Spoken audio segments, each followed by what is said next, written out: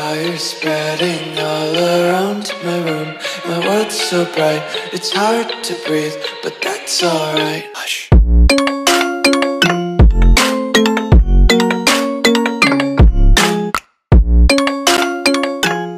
Bom dia, boa tarde, boa noite, galera do Projeto Feynman. Aqui estamos sentados, estou sentado, né, à direita do nosso querido amigo Platão. E para a gente começar a falar de Platão, para você que quer ir bem na prova de filosofia, que vai começar logo no dia 24, já tem exercício para fazer no AVA. Eu não vou falar primeiro de Platão, não. Vamos falar um pouquinho de Rousseau.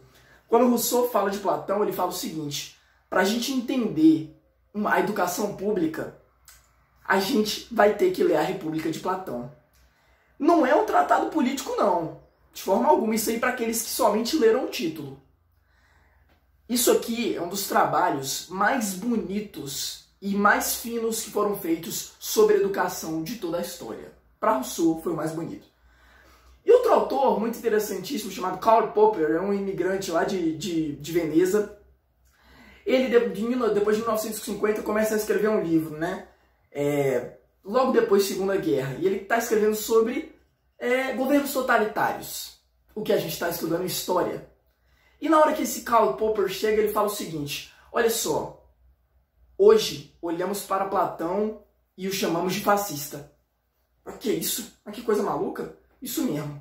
Ele fala que Platão, com suas ideias radicais sobre a ideia de criar a república e um governo em que aquela pessoa que nasceu para ser governante era a que devia ordenar tudo e aquele que nasceu para ser governado iria receber essas ordens, simplesmente dariam as origens para todos os governos totalitários, que depois seriam também apoiados por Marx e Hegel. E aí, Platão influencia ou não na sua vida hoje em dia? Então, para a gente começar a falar sobre Platão, esse vídeo de no máximo 10 minutos, rápido, para a gente ir bem nessa prova, e para despertar a atenção de vocês sobre como ele é importante hoje, já falamos sobre Rousseau e Karl Popper. Agora vamos para a prova. Então, quando a gente fala de ética política e de governo em Platão, a gente não pode deixar de falar em Calípolis. O que é Calípolis? Calípolis era a cidade perfeita para Platão. Uma utopia. Como assim? Platão começa a desenvolver as suas ideias e ele começa a ver o seguinte: a primeira coisa que ele tenta fazer é transformar o rei em filósofo.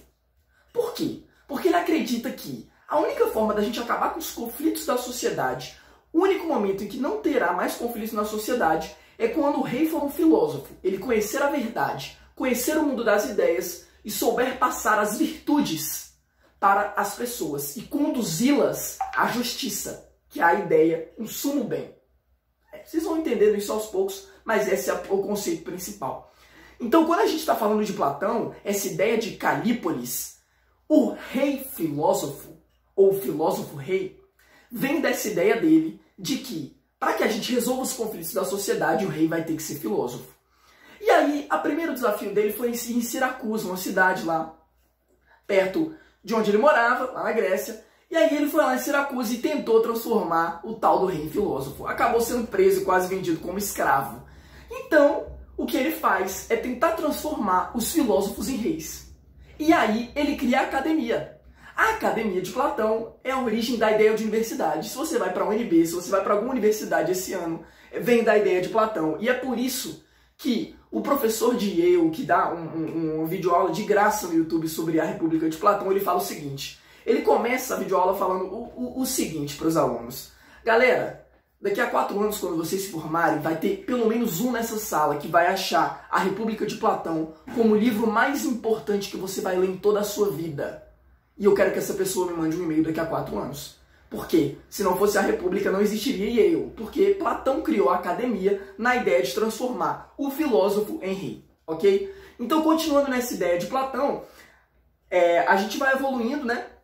E aí, essa ideia dele de transformar uma república perfeita, de utopia, tem a base no que a gente estudou no primeiro ano, o mito da caverna. Galera, não pode esquecer o mito da caverna. O que é mito da caverna? Divisão da nossa realidade em 2 mundos. Como assim? O mundo inteligível, o mundo sensível, o mundo das ideias e o mundo do terráqueo, das coisas terrenas. Então, o mundo inteligível é onde está a verdade. Entenderam? O objeto principal no mundo inteligível é a verdade, é o conceito de justiça, é o mundo das ideias, em que ali a gente realmente consegue chegar a ele por meio da razão. Já o mundo sensível das coisas terrenas, a gente tem que as pessoas estão acorrentadas às ideias que não levam à verdade. Então lembrem desses conceitos do primeiro ano, porque ele acredita que todos nós, e aí vai ser muito importante para a nossa prova, a gente vai ter que ter a ideia do rio do esquecimento. O que é o rio do esquecimento?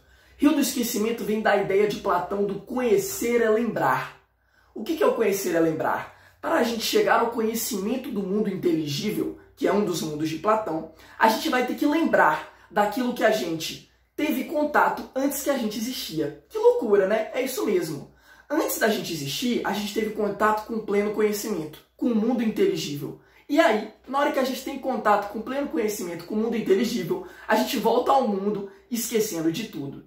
Aquele que bebeu muito do rio do conhecimento vai se ligar para prazer, para honras, para fama na terra. Aquele que bebeu pouco do rio do conhecimento antes de vir para a terra, vai poder ser um governante, um filósofo, uma pessoa que se dedica ao conhecimento da verdade. Entenderam?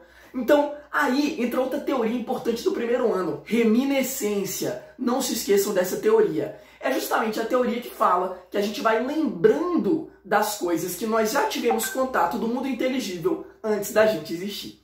Entenderam? Entenderam a base da filosofia de Platão em relação a isso? Eduardo, agora que você já falou um monte de conceito para eu revisar para a minha prova, o que mais eu preciso saber? Demiurgo. Mas que diabos é demiurgo? Galera, demiurgo é o conceito de Platão para aquilo que criou o cosmos. Como assim criou o cosmos? Exatamente, criou a realidade que nós estamos aqui hoje. Mas criou essa ideia como se fosse Deus? Aí que tá um grande peguinha. Platão não acredita que ele foi o criador. Aí, criou é uma palavra errada, então. Ele ordenou. Estava tudo bagunçado e ele colocou em ordem. E as coisas ali que ele colocou em ordem foram para ser semelhança a ele mesmo. É como se fosse uma ordem da razão. Uma razão artífice, essa palavra é importante. Artífice é aquele que cria, o artesão, que maneja a criação das coisas. Então, ele manejou a criação do universo, ordenando as coisas, de forma a que houvesse ordem e razão. Essa ordem e razão é expressa onde? No mundo inteligível. E aí que está o conceito de demiurgo. Então, para você que vai fazer a prova de filosofia, não se esqueça da importância do livro de Platão, do filósofo rei, e que a gente também tem o demiurgo como o ordenador do cosmos, em que o mundo inteligível se assemelha a essa noção dele, de que há uma ordem lógica por trás das coisas, que faz tudo ser baseado na razão. Entenderam? Antigamente, lá na pré-história, lá muito antigamente, tudo era bagunçado, desordenado. Chega Platão com a ideia do demiurgo, falando que essa ordem lógica suprema, a providência divina, botou ordem nas coisas. Essa é uma base de forma muito sucinta. Recomendo muito que assistam essa aula de Yale. A aula é The Philosophers and the Kings, os filósofos e os reis. E ele vai tratando de uma forma, só para a gente fechar, que é o seguinte. Ele conta que Heidegger, o filósofo que a gente estudou ano passado, quando ele começou a dar aula sobre Platão, ele em um semestre, os seminários do semestre, ele conseguia tratar o livro todo. Depois, quando ele foi ficando mais velho, ensinando Platão ainda mais, ele foi vendo que ele ficava o semestre inteiro somente na primeira sentença do livro. A primeira sentença do livro é o seguinte: I went down to Pyrrhus. O que é I went down to Pyrrhus? Eu desci ao Pireu. Pireu é outro conceito importante na Grécia, onde havia muitas discussões políticas. Só que esse conceito é tão denso e tão profundo, envolve tanta coisa, que Heidegger, esse filósofo antigo, ficava um semestre inteiro somente tentando explicar essa primeira sentença. Vai ser difícil eu explicar para vocês aqui agora. Mas então, estudem a fundo Platão. Não porque vai cair na prova de filosofia daqui agora, mas porque, como Rousseau muito bem disse, se vocês querem entender a educação pública, leiam Platão. Ou, como o professor de Yale muito bem disse, se vocês querem ter um livro que vocês mais vão gostar e quando se formarem vão mandar um e-mail que ainda vão estar tentando entender esse livro, mas já vão ter amado e vão levar ele para a vida inteira, vai ser a República de Platão. Levem esses conhecimentos, vai ser muito importante não só para o conhecimento de prova, mas também para a vida de vocês. Uma redação no Enem que trata da República de Platão, ela tem uma base muito grande, já que é uma base filosófica da filosofia da sociedade ocidental. Muito obrigado, Projeto Feynman, manda um abraço. Estamos aí para ajudar vocês, qualquer coisa podem nos contatar, mandar mensagem. É isso, Projeto Feynman revolucionando o acesso ao ensino.